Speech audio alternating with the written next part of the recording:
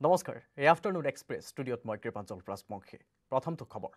জিএমচিএইচৰ পৰা মুকলি হ'ল ৰৌনক আলী হাজৰিকা চিএম ভিজিলেন্সলৈ নিয়া হৈছে ৰৌনক আলী হাজৰিকাক 7 অক্টোবৰত জিএমচিএইচত ভৰ্তি কৰোৱা হৈছিল ৰৌনক আলী হাজৰিকাক চিকিৎসকৰ মতে সম্প্ৰতি সম্পূৰ্ণ সুস্থ ৰৌনক আলী হাজৰিকা শেহতীয়া তথা গুৰুত্বপূৰ্ণ খবৰ জনাইছো পুনৰ এবাৰ জনাম জিএমচিএইচৰ পৰা মুকলি হৈছে ৰৌনক আলী হাজৰিকা চিএম ভিজিলেন্সলৈ নিয়া হৈছে ৰৌনক আলী হাজৰিকাক 7 অক্টোবৰত জিএমচিএইচত ভৰ্তি কৰোৱা হৈছিল ৰৌনক আলীক চিকিৎসকৰ মতে সম্প্ৰতি সম্পূৰ্ণ সুস্থ ৰৌনক আলী হাজৰিকা আমাৰ হাতত আছে প্ৰতিক্ৰিয়া আমি শুনাম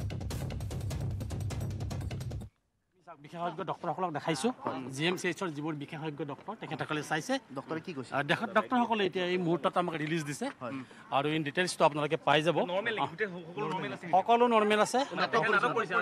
চাওক সেইবোৰ কথা ক'ব নোৱাৰো এতিয়া ডক্টৰ কৰিছিলে নাটক কৰিছিল কথাটো বুজি লওক নৰ্মেল সকলো নৰ্মেল কথাটো শুনি লওক ডক্টৰে কৈছে ৰিলিজ দিছে হা ইন ডিটেইলছটো আপোনালোকে আমাৰ এছ পি মেডামৰ কথা পাতিব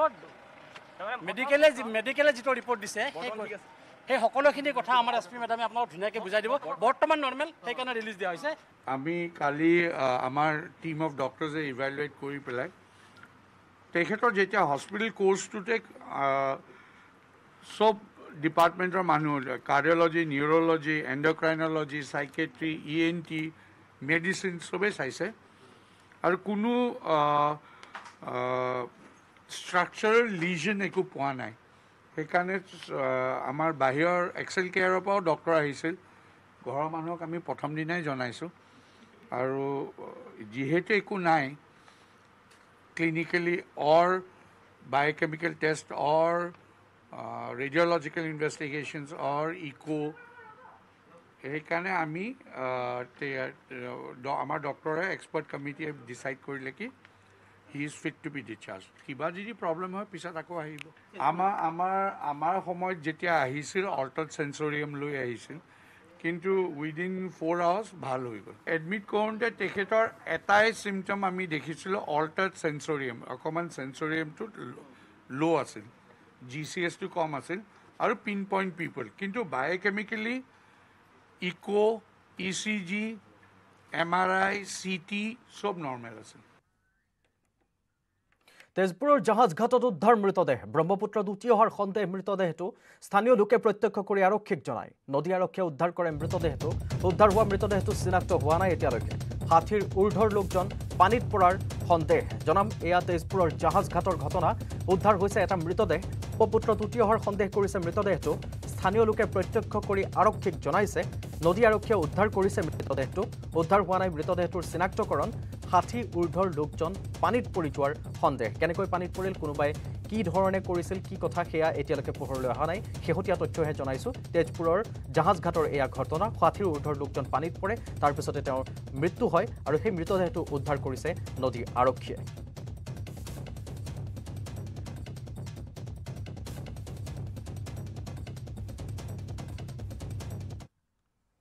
মুখ্যমন্ত্ৰীৰ নিৰ্দেশৰ পিছতে দালালৰ বিৰুদ্ধে অধিক তৎপৰ হৈছে আৰক্ষী এইবাৰ দালালি কৰি জালত পৰিল এজন গাঁওবুঢ়া ছয়গাঁও আৰক্ষীৰ জালত দালালৰূপী গাঁওবুঢ়া আজিদ আলী গাঁওবুঢ়া আজিদ আলীৰ পৰা উদ্ধাৰ কৰা হৈছে বহু আপত্তিজনক নথি পত্ৰ আজিদ আলী ছয়গাঁৱৰ মাজগুমি গাঁৱৰ গাঁওবুঢ়া ইতিমধ্যে ছয়গাঁও আৰক্ষীয়ে আজিদ আলীক মাৰাথন জেৰা অব্যাহত ৰাখিছে জনাম আকৌ এবাৰ মুখ্যমন্ত্ৰীৰ নিৰ্দেশৰ পিছতে দালালৰ বিৰুদ্ধে অধিক তৎপৰ হৈ আছে আৰক্ষী এইবাৰ দালালি কৰি জালত পৰিছে এজন গাঁওবুঢ়া ছয়গাঁও আৰক্ষীৰ জালত পৰিছে দালালৰূপী গাঁওবুঢ়া আজিদ আলী গাঁওবুঢ়া আজিদ আলীৰ পৰা উদ্ধাৰ কৰা হৈছে বহু আপত্তিজনক নথি পত্ৰ আজিদ আলী ছয়গাঁৱৰ মাজগুমি গাঁৱৰ গাঁওবুঢ়া ইতিমধ্যে ছয়গাঁও আৰক্ষীয়ে আজিদ আলীক জেৰা অব্যাহত ৰাখিছে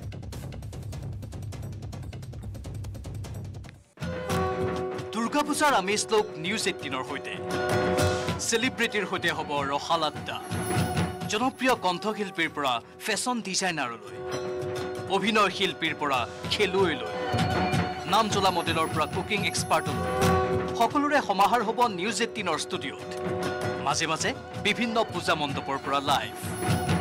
ষষ্ঠীৰ পৰা দশমীলৈ চাওক নিউজ 18 পূজাৰ আড্ডা সন্ধিয়া 7 বজাৰ পৰা নিশা 10 বজালৈ লাইভ অসমত নাটনি নহয় বিদ্যুতৰ ডিব্ৰুগড়ত শক্তিমন্ত্ৰী বিমল বৰাই কৰিছে এই মন্তব্য শেহতীয়াকৈ কয়লাৰ নাটনিৰ ফলত বিদ্যুতৰ নাটনি হ'ব বুলি চৰ্চিত হৈ থকাৰ সময়তে মন্ত্ৰী বিমল বৰাই অসমত বিদ্যুতৰ নাটনি নহয় বুলি জনায় ৰাজ্যখনৰ 2100 মেগাৱাটৰ যি বিদ্যুৎ প্ৰয়োজন সেই সকলো বেছিভাগে নৱীকৰণযোগ্য সম্পদৰ পৰা আহৰণ কৰা হয় লগতে মন্ত্ৰীজনে শাৰদীয় পূজাৰ বতৰত ৰাজ্যত কোনো বিদ্যুতৰ সংকট নহয় বুলি স্পষ্টীকৰণ দিয়ে কয়লাৰ পৰা যি বিদ্যুৎ আহৰণ কৰা হয় এই দিশত চৰকাৰে ইতিমধ্যে আলাপ আলোচনা কৰিছে অতি কম দিনৰ ভিতৰতে এই দিশত পদক্ষেপ বহনো কৰিব ৰাজ্য চৰকাৰে যেহেতু এটা বহুদিনৰ পৰা চৰ্চিত এটা বিষয় এই ঘটনাক্ৰমে ছ'চিয়েল মিডিয়াতে হওক বা মিডিয়াতে হওক বিদ্যুতৰ নাটনি হ'ব বুলি অসমত এটা প্ৰচাৰ হৈ আছিল খবৰ তাৰ প্ৰত্যুত্তৰত ডিব্ৰুগড়ত শক্তিমন্ত্ৰী বিমল বৰাই কৰিছে মন্তব্য যে অসমত নাটনি নহয় বিদ্যুতৰ তেওঁৰ মন্তব্য শুনাম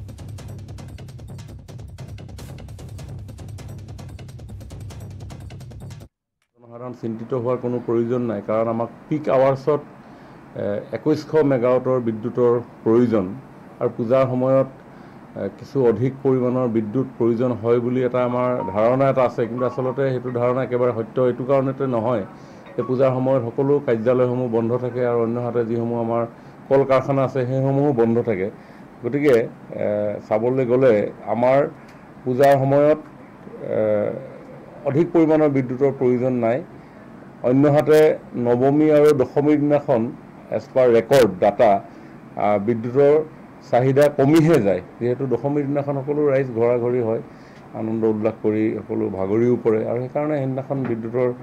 সিমান বেছি প্ৰয়োজনীয়তা নাই কিন্তু অসমৰ জনসাধাৰণ চিন্তিত হোৱাৰ কোনো প্ৰয়োজন নাই কাৰণ আমাৰ 2100 মেগাৱাট যি বিদ্যুৎ আমি আহৰণ কৰোঁ বিভিন্ন কোম্পানীসমূহৰ পৰা PPA আছে আমাৰ পাৱাৰ পাৰ্চেছ এগ্ৰিমেণ্ট আৰু তাতে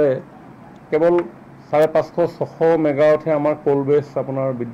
পাৱাৰ জেনেৰেশ্যন কোম্পানীৰ পৰা আমি লওঁ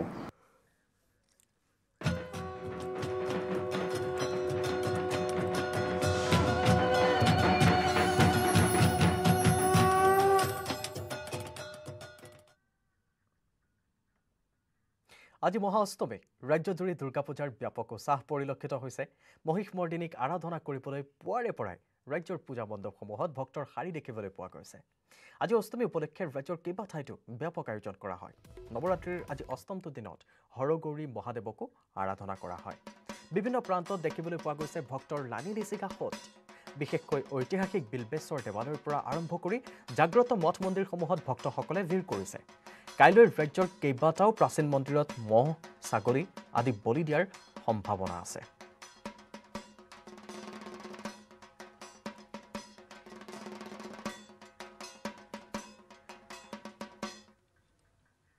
মহাষ্টমী উপলক্ষে ৰাজ্যৰ ঐতিহাসিক দেৱালয়সমূহত ভক্ত দৰ্শনাৰ্থীয়ে ভিৰ কৰা পৰিলক্ষিত হৈছে পুৰাণ প্ৰসিদ্ধ মাৰ্কেণ্ডেয় মুনিৰ আশ্ৰমখ্যাত শ্ৰী শ্ৰী দীৰ্ঘেশ্বৰী দেৱালয়ত আজি বলি বিধানৰ আয়োজন কৰিছে মন্দিৰ কৰ্তৃপক্ষই মহাষ্টমী উপলক্ষে এবেলি বলিৰ পৰিৱৰ্তে দুটা মহ দেৱীৰ উদ্দেশ্যে মুকলি কৰি দিয়া হ'ব নৱমী তিথিত শক্তিপীঠৰ পৰম্পৰা ৰক্ষা কৰি দেৱীৰ উদ্দেশ্যে আগবঢ়োৱা হ'ব সীমিত বলি দক্ষিণা কালীৰ মন্দিৰ খ্যাত দীৰ্ঘেশ্বৰী দেৱালয় জাগ্ৰত দেৱীৰ পীঠ স্থান বুলি প্ৰবাদ আছে উল্লেখযোগ্য যে ভাৰতৰ 52খন শক্তিপীঠৰ ভিতৰত অন্যতম দীৰ্ঘেশ্বৰী দেৱালয় দৰ্শন কৰিলে কাশী পুৰী বৃন্দাবন দৰ্শনৰ সমপৰ্যায়ৰ পুণ্য হয়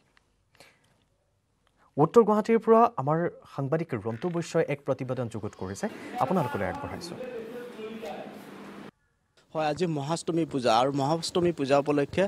যি শাক্তধৰ্মী পৰম্পৰা অনুসৰি বলিবিধান হয় আৰু মই বৰ্তমান উপস্থিত আছোঁ উত্তৰ গুৱাহাটীৰ শ্ৰী শ্ৰী দীৰ্ঘেশ্বৰী দেৱালয় ভাৰতবৰ্ষৰ 52খন পীঠস্থানৰ অন্যতম শ্ৰী শ্ৰী দীৰ্ঘেশ্বৰী দেৱালয় মাৰ্কেণ্ডেয় মুনিৰ আশ্ৰমস্থিত শ্ৰী শ্ৰী দীৰ্ঘেশ্বৰী দেৱালয়ৰ পৰিৱেশটো অকণমান মই দেখুৱাবলৈ মোৰ সতীৰ্থ অনুৰোধ জনাইছোঁ কিছু সময়ৰ পিছতে ইয়াত লোকাৰণ্য হৈ পৰিব কিয়নো যিহেতু মহাবলীৰ দিনটো সকলোৱে অপেক্ষা কৰি থাকে দেৱীৰ উদ্দেশ্যে আৰু এই বলিবিধান প্ৰক্ৰিয়াত ভাগ লৈ সকলোৱে পৰম শান্তি লাভ কৰে আৰু শাক্তধৰ্মীসকলৰ এই বিশেষ দিনটো আজি মই মোৰ সতীৰ্থক দেখুৱাবলৈ অনুৰোধ কৰিছোঁ শ্ৰী শ্ৰী দীৰ্ঘেশ্বৰী দেৱালয়ত এনেদৰে কৰ্মকৰ্তাসকল সাজু হৈ আছে আজি প্ৰতিজন ভক্তকে তেওঁলোকে আদৰিব আৰু যাতে যি বছৰৰ দিনটো যাতে কুশলে যায় যি দেশৰ মাৰি মৰক অসূয়া অশান্তি দূৰ কৰাৰ কাৰণে প্ৰত্যেকে দেৱীৰ উদ্দেশ্যে সেৱা ল'ব আৰু দেৱী আচলতে আহিছে প্ৰত্যেকজন মানুহৰ যি অসূয়া অশান্তি দূৰ কৰাৰ কাৰণে আহিব আৰু কোৱা হয় দুৰ্গতি নাশিনী দুৰ্গা আৰু দুৰ্গতি নাশিনী দুৰ্গাক পূজা কৰিলে সকলো দূৰ হয় আৰু সেই উদ্দেশ্যে প্ৰত্যেকে এনেদৰে দেৱীৰ ওচৰত শৰণাগত হৈছে আঁঠু লৈছে আৰু শাক্তপন্থীসকলৰ যি জনবিশ্বাস যি পৰম্পৰা দেৱীৰ উদ্দেশ্যে বলি বিধান দিয়া হয় কিন্তু আজি এটা বিশেষ দিন আজিৰ দিনটোত বলি বিধান নহ'ব কেৱল দুটা মহ এৰি দিয়া হ'ব আৰু আন আনুষংগিক নিয়মসমূহ পালন কৰিব ইয়াতে মন্দিৰৰ কৰ্মকৰ্তাসকল আছে মোৰ সতীৰ্থই দেখুৱাব আৰু তেওঁলোকৰ সৈতে আমি কিছু মত বিনিময় কৰোঁ আৰু পূজাৰী আছে শ্ৰী শ্ৰী দীঘেশ্বৰী দেৱালয়ৰ পূজাৰী আছে তেখেতৰ সৈতে পোনপটীয়াকৈ কথা পাতিম পোনপ্ৰথমে আপোনালোকৰ চেনেলত নমস্কাৰ আৰু গোটেই অসমবাসীলৈ নমস্কাৰ থাকিল আমাৰ ইয়াত বৰ্তমান পূজা চলি আছে আমাৰ আজি অষ্টমী বিহিত পূজা আমাৰ এই অষ্টমী বিহিত পূজাত আমাৰ আজি মহ দুটা আছে আমি সেই দুটা এৰি দিম আৰু হাঁহ পাৰ ছাগলী হ'ব ইয়াত কোমোৰা বলি হ'ব আৰু ইয়াত বৰ্তমান দুইটিকে মানে যাত্ৰী বহুতো আহি আছে আৰু আমাৰ দিনটোৰ ভিতৰত অগণন যাত্ৰী হোৱাৰ আমাৰ সম্ভাৱনা আছে নৱমী তিথিটোৰ এটা বিশেষ অষ্টমী তিথিৰ বিশেষ তাৎপৰ্য আছে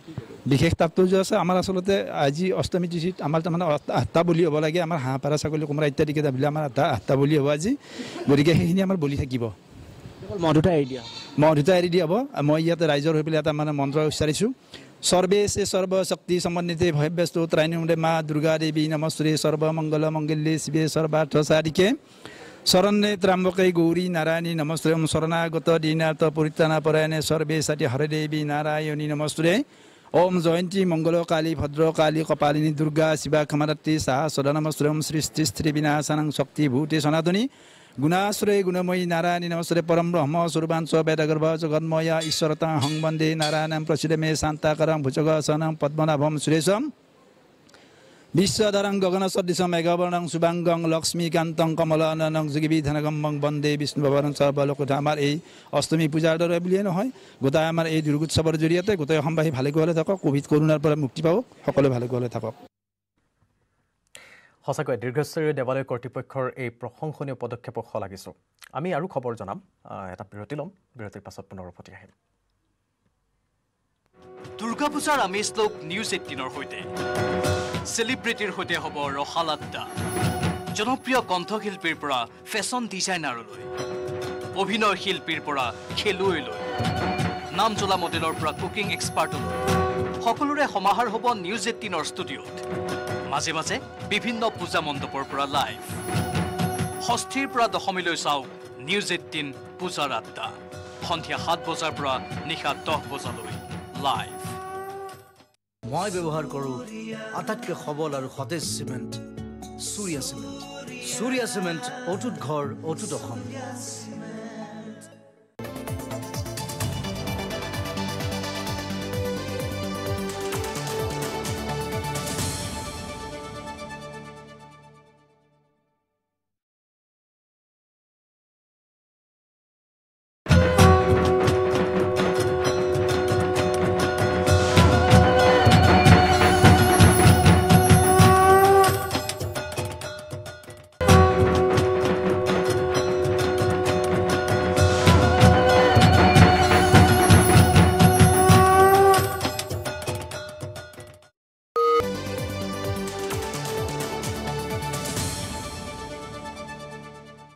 ৰাজ্যৰ ভিন্ন প্ৰান্তৰ খবৰ দেখুৱাম এবাৰ প্ৰথমতে হোজাইৰ খবৰ দেখুৱাম শিলৰ দুৰ্গা প্ৰতিমাৰ পূজা কৰিছে এইবেলি হোজাইত পূব ধনীৰাম পথাৰ সাৰ্বজনীন দুৰ্গা পূজা সমিতিয়ে সুদূৰ জয়পুৰৰ পৰা অনা শিলৰ দুৰ্গাৰ